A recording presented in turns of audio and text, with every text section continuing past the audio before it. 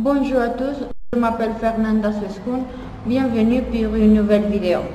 Aujourd'hui, je vous présenterai un sujet intéressant, c'est la pollution de l'eau. Avant tout, je vous donnerai la définition sur ce type de pollution. La pollution ou contamination de l'eau correspond à la présence dans l'eau de minuscules organismes extérieurs, des produits chimiques ou des déchets industriels. Cette pollution est due principalement aux activités humaines qui entraînent une dégradation de la qualité de l'eau et perturbent le milieu aquatique. Quelques définitions. Pollution. Action de rendre une rivière un lieu malsain et dangereux en y versant des matières toxiques. Toxique se dit de tout ce qui contient un poison, et engrais, débris d'origine animale ou végétale ou produits chimiques qu'on mêle à la terre pour fertiliser. Quelles origines? La pollution de l'eau a trois grandes origines. Les rejets industriels, l'agriculture et les rejets domestiques. On a plusieurs types de pollution de l'eau. Je vais vous décrire quatre. Tout d'abord, on a la pollution agricole avec les déjections animales, les nitrates, les phosphates, les pesticides contenus dans les engrais. Tout de suite, on a la pollution industrielle avec les produits chimiques que rejettent les industries et les eaux évacuées par les usines. Maintenant, on trouve la pollution domestique avec les eaux usées, rejetées des toilettes, des savons de lessive, les détergents et les chlores pour la désinfection de l'eau et les plombs qui composent les tuyaux. Et finalement, on a la pollution par les hydrocarbures. Mais qui êtes-vous?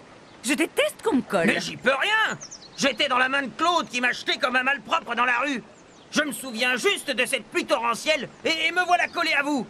Quel enfer! Qu'est-ce que je fais là? J'étais en récré. Qui êtes-vous? Ne vous inquiétez pas, on va chercher une explication. Mais que se passe-t-il, goutte d'eau?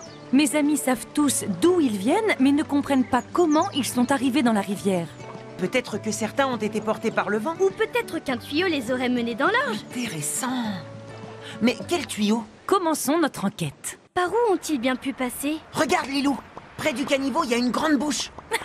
C'est un avaloir qui, comme son nom l'indique, avale tous les déchets. L'eau a peut-être entraîné Monsieur Mégot vers l'avaloir et la grille n'a pas pu le retenir. Et, à ton avis, il y a quoi derrière l'avaloir? Goutte d'eau! Ah, l'eau de pluie passe par l'avaloir et entraîne toutes les saletés de la rue. Voyons donc où mène.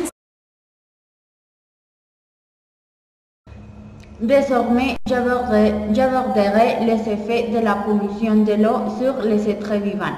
Alors, certains polluants tels que les pesticides, les pétroles, les plastiques et les métaux lourds comme les plombs, le mercure, le calcium, etc. ont pu rester plusieurs milliards d'années dans l'eau. Aussi, la pollution de l'eau peut avoir de graves conséquences sur la santé des hommes.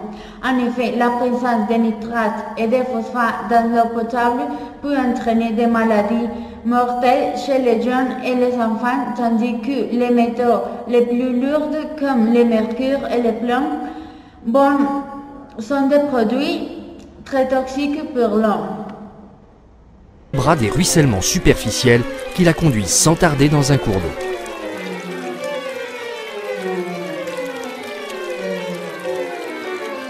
Plus curieuse, elle va se frayer un chemin de traverse vers le sous-sol et ses nappes phréatiques. Il arrive qu'elle y croise des éléments déjà installés, d'origine humaine ou naturelle, comme le fer et le calcaire, nouvelles molécules chimiques qu'elle va transporter.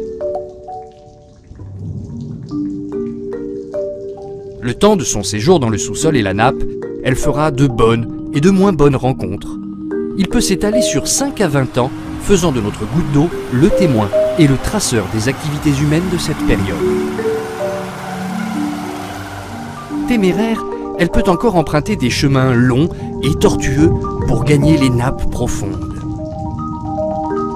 Elle se déleste alors par manque d'oxygène ou par d'autres processus chimiques de ces molécules témoins des activités humaines. Mais elle y fait des rencontres d'un autre type, celles qui la mettent en contact avec les molécules contenues dans la roche que traverse la nappe. Parvenue à ces profondeurs, elle prend son temps et se réchauffe.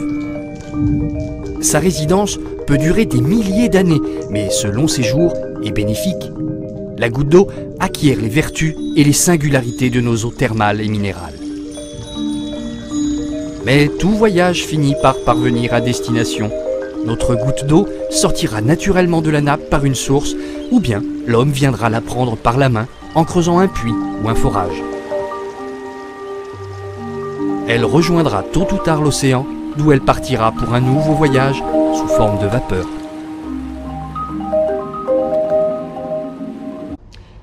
Il est important de dire que le calcium présent dans les engrais peut être stocké par les plantes cultivées que l'on mange, provoquant des problèmes de digestion chez les hommes. Un effet important, c'est la pollution des retenues d'eau peut détruire le fond comme les poissons et la fleur, par exemple la végétation aquatique sur de grandes surfaces.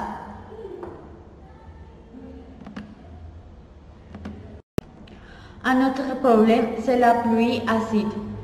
Est également devenu très préoccupant ces dernières années. Ces dépôts acides présents dans l'eau de pluie ont détruit toute forme de vie dans de nombreux lacs en Europe et en Amérique.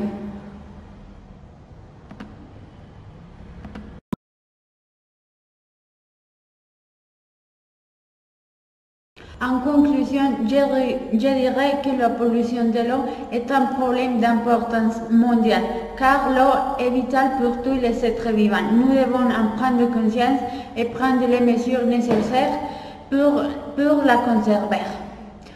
Bon, c'est tout. Au revoir.